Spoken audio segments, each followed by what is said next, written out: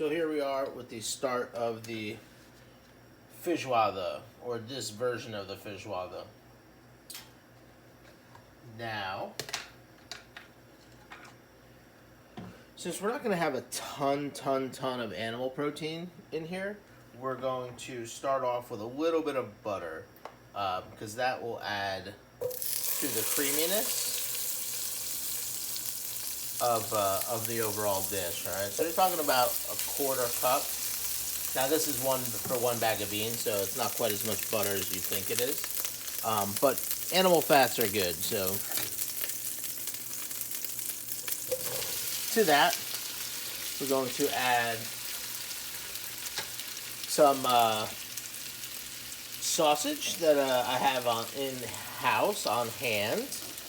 This is in particular. This is a chicken and pork sausage, kind of like almost like an andouille sausage. Just very simple.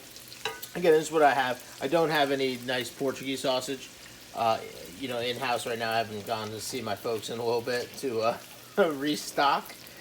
So we're gonna just fry up this sausage. Again, feijoada, always has some form of meat in it. In this case, we have the surf and turf idea going on, but we just want to kind of fry that sausage up a little bit. Prior to starting this, we started our beans. We're gonna par cook these.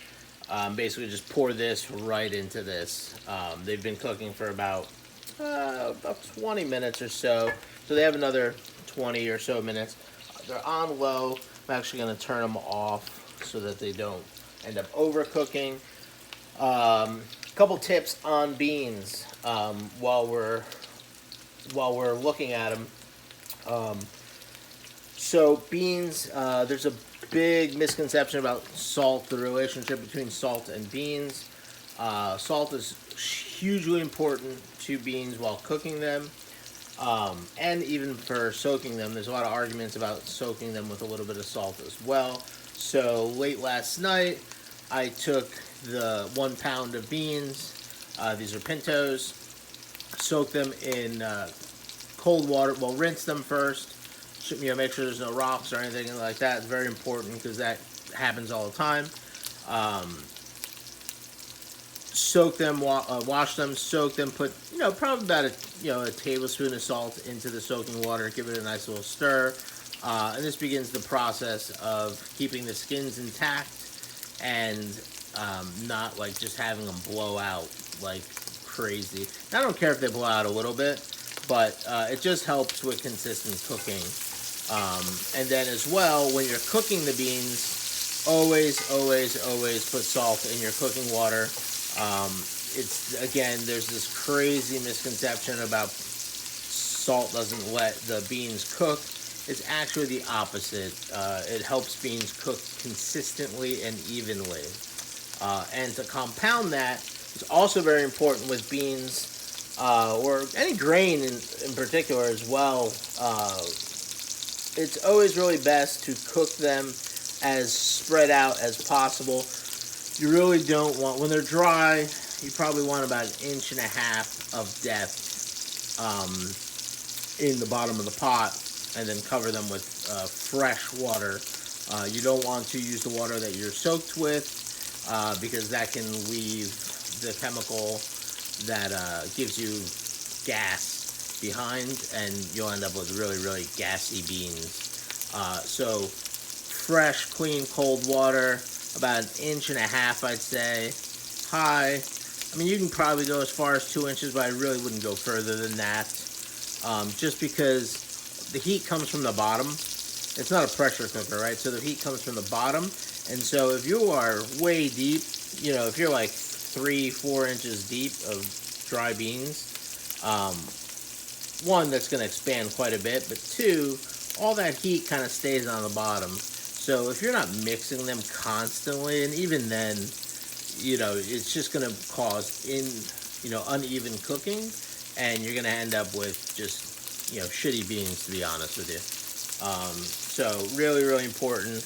that is your cooking process. Now, on the cooking, you don't want to put just a ton of salt. You just want to put a little bit, just to add. It's almost barely salted water, if you will, barely, because you are going to then use them in other things. Like this sausage has a ton of salt in it, so you don't want to make it so that it's just a salt bomb in the end. So for the sausage, we really want nice rendering, nice color to this. Smells great. But we really want to fry these up, get some nice color and caramelization from here. Okay. Now to this, we're going to add about 8 cloves of sliced garlic. I didn't do chopped because chopped can actually lose its flavor a little bit faster in this cooking process because it is going to take a little while longer. I like chopped garlic for quicker cooking. So we also have some onions. You can use whatever color you have. I had one really nice red onion, so I just used that first. And then a little bit of more white onion, some carrots. If you add celery, you can add celery. This is the beautiful thing about something like feijoada. You can really make it your own. And you can really put anything else you want in it, whether it be vegetables, whether it be meat. So I have this right now, so this is what I'm putting in. Beautiful. Oh man, this smells great.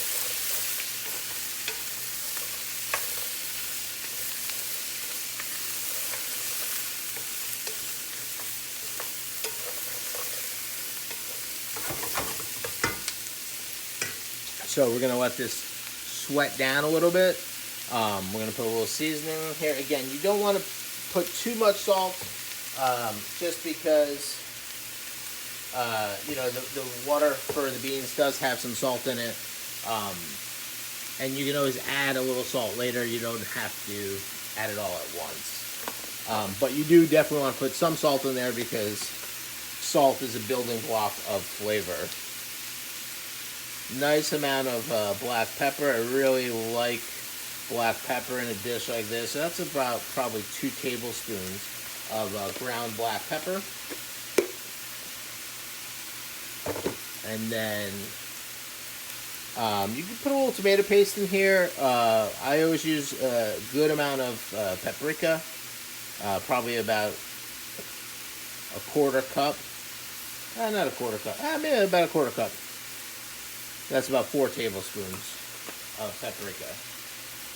And then, so another ingredient that we're going to add to this that's not atypical, but since we're kind of doing a surf and turf, is sumac. Found all across the United States and the world, really. This is a really nice lemony flavor. You don't want to overdo it because it can get, sour on you. But it adds a really nice lemon quality. So I'm going to put about 2 tablespoons of that in there as well for some added, flavor. It's nice because this tends to be kind of a rich dish. So it does, for me, it's nice to have something that brings a little more acid to it without actually being acid, but it helps cut the richness of the dish. And I wish you guys can smell this. This smells so friggin' good. This is sweating out real nice. You want it'll stick a little bit to the bottom, which is good. You kind of want that to happen. Now, you're not looking for caramelization of the veggies or anything like that. You're just, this is really just kind of meant to sweat them out a little bit and build the building blocks of flavor. So we're going to end up deglazing this with a little bit of beer or wine. I'm just going to use a little bit of beer. But we're going to let this cook just a little bit more.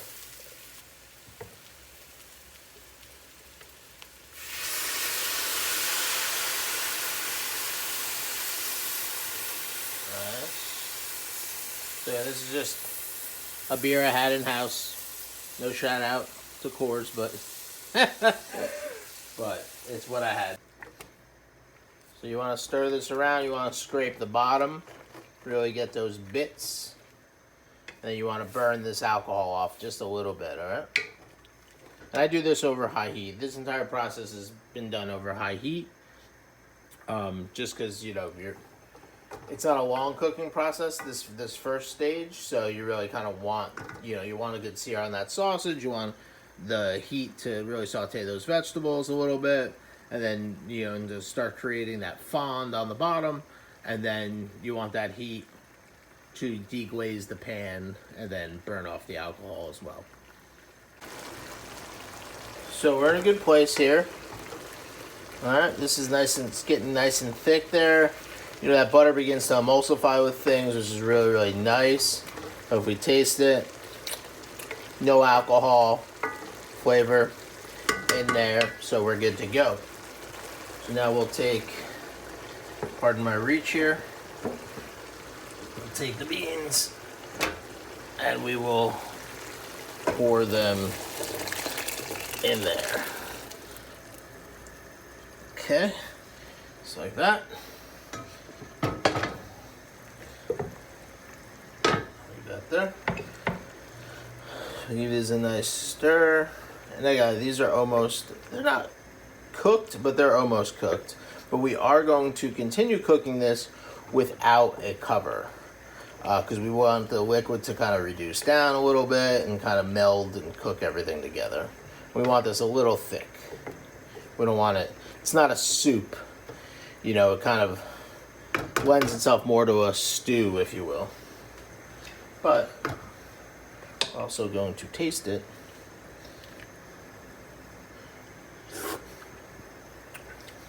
Very good. I think this seasoning will be good. Definitely doesn't need any more.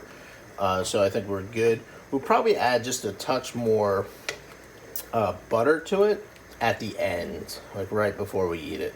But again, that's just to add some nice animal fats. That's it. Let it cook. So we're going for the extreme close-up on this one. So this has been cooking for about 40 minutes or so. Just slow bubbling. You can see it's starting to reduce. It's nice and thick. And this is kind of what we're looking for. We can reduce it a little bit more. But, you know, we can do this. This is not a, well, for me anyway, this is not going to be all eaten in one day. So, you know, it's okay if I leave a little extra liquid in there just to, you know, for the reheat value, if you will. But if we're going to eat this all in one, you know, one sitting as a big family, you can definitely reduce it just a hair more to make it a little less saucy. But obviously you want to taste it, make sure it's not getting salty or anything like that. You know, that's super important. But what we are going to do, since this is going to be kind of a surf and turf version of this, we have from the Philippines, we have a beautiful product, and I've never seen this in Portugal or anywhere else really, and this is crab fat.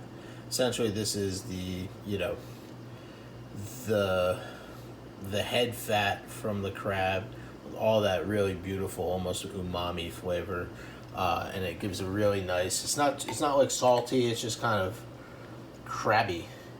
And we're going to add a bunch of this, come on, to the dish, and this will just really drive home that kind of seafood surf and turf quality that we're looking for in the end dish. You know, you don't have to go crazy, but again, this isn't really salty. This is more of a kind of a rich, crabby, you know, which I love crab meat and crab flavor, and so that's what this is going to really drive home. So just a couple tablespoons. I think you could find this in some Filipino markets. There might be a Chinese product as well, I'm not sure. But this was a gift brought over to us from the Philippines directly, so I'm not really sure where to buy it in the city. If you don't have it, you don't have it, it's fine. You can even put a little fish sauce if you wanted. Yeah, that little bit. Oh yeah, that's great. Oh, that's wonderful. Perfect, perfect. You can even put a little bit of fish sauce, if you want it in there as part of your seasoning instead of regular salt. You can do a lot of things. Or you can leave it out altogether. I mean, you can eat it like this and that's it. But that's pretty much done. So from here, we can do what we want, right? We can let it sit, put it in the fridge for another day. We can, add some greens to it, which is kind of what I'm going to do at the end. But as a family, you can just drop a whole bunch of arugula or kale or whatever in there just to really up those veggies. But that's it. Pretty simple. We're going to plate some up and then we'll show you what it looks like.